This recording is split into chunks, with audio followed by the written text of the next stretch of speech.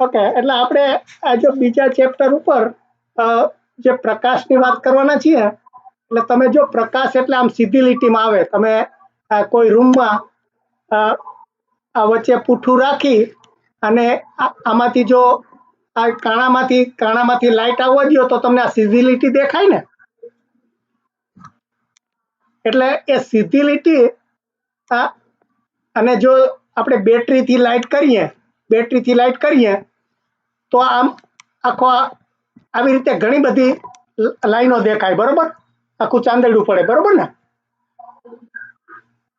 એટલે આ જે એક લાઈન હોય એને કિરણ કહેવાય અને આને કિરણ પુંજ કહેવાય. શું કહેવાય? પુંજ એટલે જથ્થો, ઘણો બધો જથ્થો. એટલે ઘણી બધી લાઈટો આવતી હોય એ કિરણ પુંજ. એટલે હવે કિરણ છે એ એમ કે આપણને ભલે સીધી લીટી દેખાય પણ એ સીધી લીટી નથી. એ જેમ આપણે પાણીના મોજા હોય આવી રીતે આ મોજા જેવું હોય છે. એટલે આ તમારે જો અહીંયા પાઠમાં આપ્યું હશે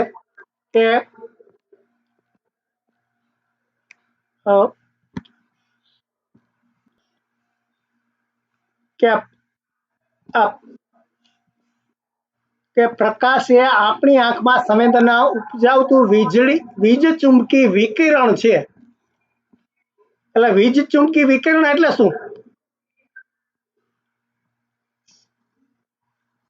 આ કોઈને ખબર છે?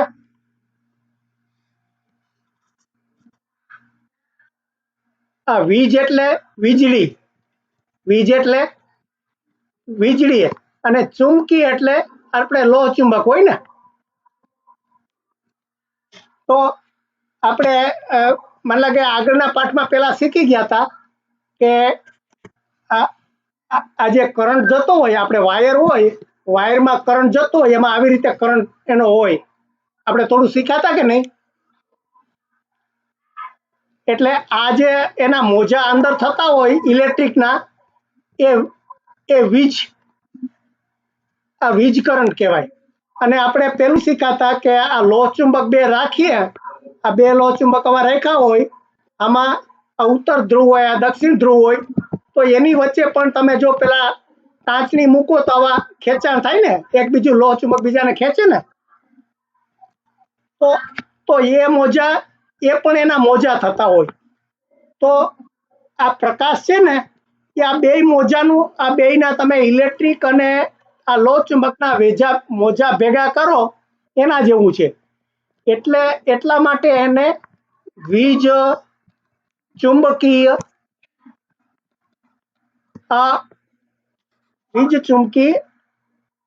વિકિરણ કહે છે. વિકિરણ એટલે એક જાતની શક્તિ. એટલે આપણે સૂર્યમાંથી પ્રકાશ આવે, એ સૂર્યમાંથી જે કિરણો આવે છે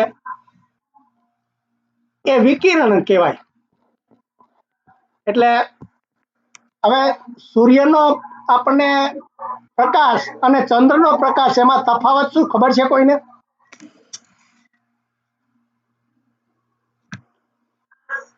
એટલે આપણે ચંદ્ર જોઈએ ને, ચંદ્રનો પ્રકાશ આવતો હોય તો સૂર્યના પ્રકાશ ને ચંદ્રના પ્રકાશમાં તફાવત શું?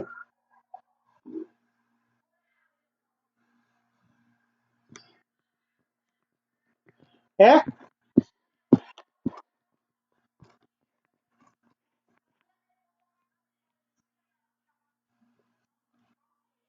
ઓકે, સરસ, વેરી ગુડ. એટલે આ પ્રકાશના બે પ્રકાર થયા, બરોબર ને? એક પોતાનામાંથી આવતો હોય કે જે પોતે જ પ્રકાશ ઉત્પન્ન કરતું હોય, એક પોતે જ પ્રકાશ ઉત્પન્ન કરે એટલે કે સૂર્ય, અથવા તો આપણે બેટરી કે નાખીએ. પણ ધારો કે આપણે બેટરી હોય, આ અરીસા ઉપર બેટરી પાડીએ તો પાછો આમ પ્રકાશ પાછો આવે ને. એ તો ચંદ્રમાંથી એવી રીતે આવે છે. ચંદ્રમાંથી આપણને કેવી રીતે પડે કે ધારો કે આ સૂર્ય છે એ આ ચંદ્ર ઉપર પ્રકાશ પડે ને ચંદ્ર ઉપરથી પાછો આપણને દેખાય છે. એટલે આપણને ચંદ્ર દેખાય છે. આ પૃથ્વી ઉપરથી ચંદ્ર દેખાય છે. એટલે ચંદ્રનો પ્રકાશ છે એ કેવો છે? પરાવર્તન છે. શું છે? અને આ સીધો જે આપણે સૂર્યમાંથી આવે છે એ એનું સીધું કિરણ છે, એટલે વિકિરણ એનું નામ આપ્યું. જેમાંથી ઉત્પન્ન થાય આ વિકિરણ થયું, બરોબર. એટલે હવે એમાંય પાછું આપણે જોઈએ તો એમ કે આવી રીતે આ મોજું હોય છે. એટલે બે જાતના મોજા. કઈ બે જાતના મોજા?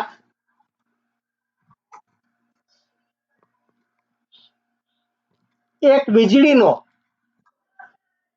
હા, એક વીજળીનું અને એક ચુંબકનું. એટલે આ બે જાતના મોજા થતા હોય, પણ આપણને મોજા કેમ નથી દેખાતા? આપણને એક સીધી લીટી કેમ દેખાય છે? આપણે સૂર્યનું એક કિરણ આવે એ સીધી લીટીમાં આવે. શું કામે? કારણ કે આ મોજા એટલા બધા નાના હોય છે, આમાં એટલા બધા ઝડપથી, જો તમને એનું પ્રકાશની આપણે આ મોજાનું શીખાતા કે મોજા હોય આને તરંગ લંબાઈ કહેવાય, ખબર છે?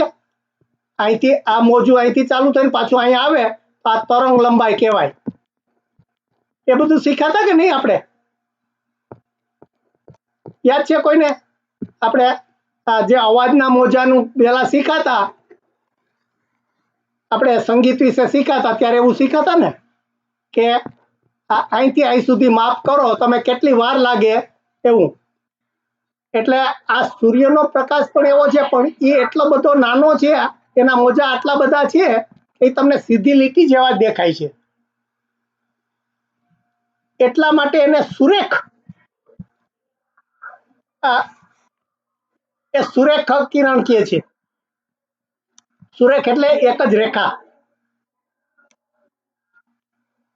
હવે આ જો આની ગતિ કેટલી છે? આપણે આ મોજા, આ સૂર્યનો પ્રકાશ આવે એ એની ગતિ કેટલી છે? આ 3 ની માથે 8 મિનિટ, જો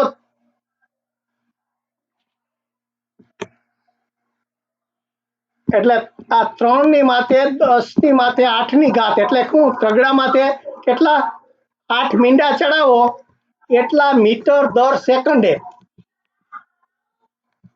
બરોબર ને? આટલા બધા એમ કે બહુ નાના નાના એના હોય છે, એટલા માટે આપણને સીધી લીટી જેવું દેખાય છે. હવે મને લાગે તમારી ચોપડીમાં બહુ ચિત્રો સાથે બરોબર નથી, એટલે હું તમને એક બીજી અહીંયા જે છોકરાઓને ભણાવે છે અહીંનું જે વિજ્ઞાન છે એમાંથી થોડું બતાવું છું. ઓકે, એટલે તમને જરાક વધારે સમજાશે.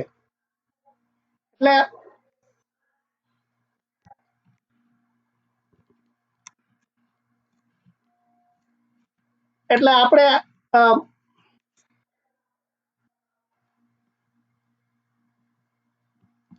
જાણે પહેલા તો આ મેઘધનુષ બતાવ્યું છે. તો આપણને સૂર્યનો પ્રકાશ આવે અહીં ખાલી સફેદ જ દેખાય છે, પણ આ મેઘધનુષ કેવી રીતે બને છે? કોઈને ખબર છે?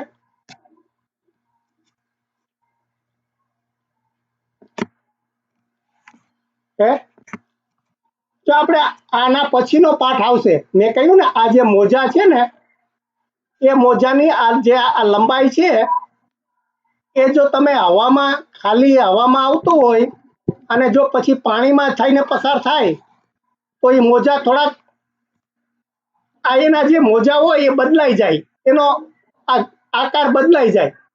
એટલે જે આ સફેદ કિરણ આવતું હોય એમાં એક લાલ કલર હોય એનું મોજું જુદું થઈ જાય, લીલાનું જુદું થઈ જાય, પીળાનું બીજું. એટલે આપણને આ 7 જુદા જુદા રંગો દેખાય. કેટલા? 7 રંગ જુદા જુદા થઈ જાય. ત્યાંમાંથી આ પાણીના ટીપામાં આપણે વાદળું, જો આપણે આ મેઘધનુષ ક્યારે દેખાય? ખાલી તડકો હોય ત્યારે ના દેખાય, વાદળું હોય ત્યારે થાય ને. આકાશમાં વાદળા હોય ત્યારે થાય ને. એટલે આ એનું પાણીનું જે ટીપું છે વાદળામાં, એ પાણીના ટીપામાંથી આ જે કિરણ, જ્યારે આ સૂર્યનું કિરણ આવે ત્યારે એના આવી રીતે 7 જુદા જુદા એના પેલા થઈ જાય મોજા. એક નાનું થાય એક મોટું થાય, એટલે દરેક કલરના એ જે લાલ કલર છે એના મોજા થોડા જુદા હોય, લીલાના જુદા, એટલે આવી રીતે 7 જુદા જુદા મોજા એમાંથી છૂટા પડી જાય. આ એક જ જે મોજું આવતું હોય એમાં આવા 7 થઈ જાય, એટલા માટે 7 રંગના આપણને મેઘધનુષ દેખાય છે. એટલે જો આને પેલા બતાવ્યું છે અહીંયાથી જ કે આ મેઘધનુષ કોણે શોધ કરી હતી ખબર છે?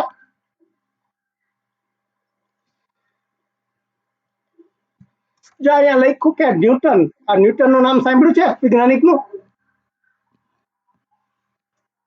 હે?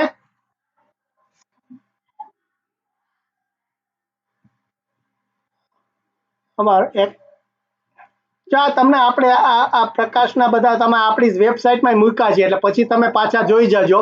અત્યારે સમજાવ્યા પછી પાછું, એટલે આ જો આ ન્યૂટને એને પહેલી વખત આવી રીતે અભ્યાસ કર્યો હતો કે કાચમાંથી પેલા પસાર કર્યા તો જે એક સૂર્યનું કિરણ એક સફેદ હતું એ જુદા જુદા રંગમાં વેચાઈ ગયું.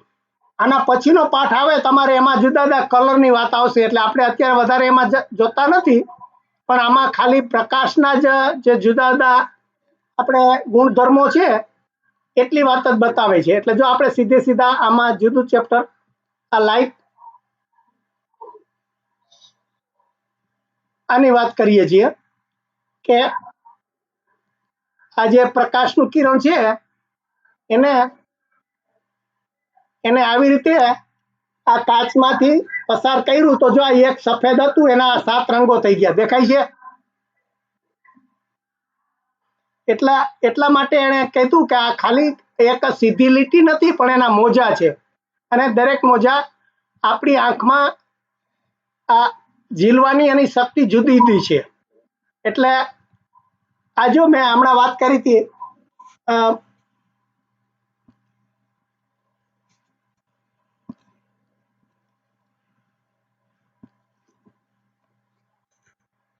એક મિનિટ ફરીથી ચાલુ કરું, કારણ કે ઓકે આપણે ટાઈમ થઈ ગયો છે. પહેલામાં 10 મિનિટ થઈ ગઈ ને કે નહીં? આ 12 મિનિટ થઈ ગઈ. હમણાં હું બંધ કરીને પાછી ચાલુ